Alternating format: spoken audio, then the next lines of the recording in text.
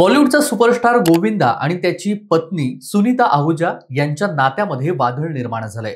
दोघांच्या घटस्फोटासंदर्भात सध्या सोशल मीडियावरती जोरदार चर्चा सुरू आहे. डिसेंबर 2024 मध्ये सुनीतानं वांद्रे फॅमिली कोर्टामध्ये घटस्फोटासाठी अर्ज दाखल केल्याची माहिती समोर आली आणि त्यामुळे चाहत्यांना मोठा धक्का बसलाय.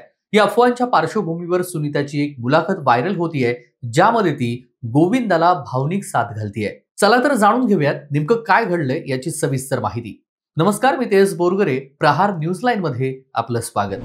बॉलिवूडचा हिरो नंबर 1 गोविंदा आणि सुनीता आहुजा 1987 मध्ये विवाह बंधनामध्ये अडकले. त्यांना टीना आणि यशवर्धन ही 2 मुलं आहेत. मात्र गेल्या काही वर्षापासून त्यांच्या नात्यामध्ये तडे जाण्याच्या अफवा समोर आल्या. डिसेंबर 2024 मध्ये सुनीतानं वांद्रे फॅमिली कोर्टामध्ये घटस्फोटासाठी अर्ज दाखल केला.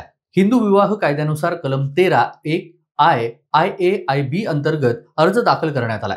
दरम्यान सुनीता नियमित कोर्टामध्ये हजर राहते, मात्र गोविंदा हजर राहत नसल्याची माहिती देखील समोर आली. गोविंदा आणि सुनीता यांच्या घटस्फोटासंदर्भात चर्चा सुरू असतानाच सुनीताची एक मुलाखत व्हायरल झाली आणि या मुलाखतीमध्ये ती गोविंदाबद्दल बोलताना भावुक झाली. माझ्या एवढं प्रेम गोविंदावर कुणीच करू शकणार नाही असं त्यांनी त्या मुलाखतीमध्ये म्हटलं. आणि त्याला भूक केव्हा लागते, त्याला कोक केव्हा पाहिजे, इतकंच नव्हे तर त्याला ऍसिडिटी केव्हा होते याचीही मला माहिती आहे असं ती म्हटली. माझं गोविंदावर जीवापाड प्रेम आहे आणि मी गोविंदावर जेवढं प्रेम करते तेवढं गोविंदावर कुणी प्रेम करू शकणार नाही असं म्हणत सुनीता त्या मुलाखतीमध्ये भावुक झाली.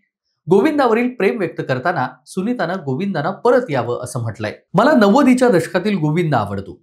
यार गोविंदा, मी हात जोडते, पण तू पुन्हा ये. चिची, तू पुन्हा माझ्याकडे ये, अशी विनवणी तिने ह्या मुलाखतीमध्ये केली आहे. सुनीताच्या मुलाखतीनं चाहत्यांना संभ्रमात टाकलं. एकीकडे घटस्फोटासंदर्भातला अर्ज तर दुसरीकडे प्रेमाची आर्त हाक. मात्र गोविंदाचं एका 30 वर्ष मराठी अभिनेत्री सोबत अफेअर आहे आणि या अफवेमुळे या दोघांच्या संसारामध्ये वादळ निर्माण झाल्याची चर्चा सध्या रंगू लागली आहे. मार्च 2025 मध्ये सुनीताने ह्या अफवा नाकारल्या होत्या. कुणीही आम्हाला वेगळं करू शकत नाही असं सुनीता यावेळी म्हटली. मात्र आता घटस्फोटासंदर्भात गोविंदा आणि सुनीता पुन्हा एकदा चर्चेत आले आहेत. गोविंदा आणि सुनीता वेगळे राहत होते, मात्र त्यामागे व्यावहारिक कारण होती अशी सूत्रांची माहिती समोर येते. गोविंदा आणि सुनीताच्या घटस्फोटाच्या बातम्यांसंदर्भात काही चाहत्यांना धक्का बसलाय, तर काही चाहत्यांना हे अपेक्षित होतं. माझं घर परमेश्वरही तोडणार नाही असं सुनीतानं म्हटलं होतं. मात्र आता परिस्थिती थोडी वेगळी आहे. घटस्फोटाचं प्रकरण कोर्टामध्ये आहे आणि सुनीताच्या मुलाखतीनं आशेचा एक किरण दाखवलाय. ही मुलाखत गोविंदापर्यंत पोहोचली तर गोविंदा काय प्रतिक्रिया देणार याकडे देखील पाहावं लागणार आहे. शेवटी गोविंदा आणि सुनीता यांच्यातलं नातं टिकेल की संपेल ही येणारी वेळच ठरवेल. माहिती आवडली असेल तर कमेंट्समध्ये नक्की कळवा आणि अशाच नवनवीन व्हिडिओ पाहण्यासाठी लाईक, शेअर आणि सबस्क्राईब करा. धन्यवाद.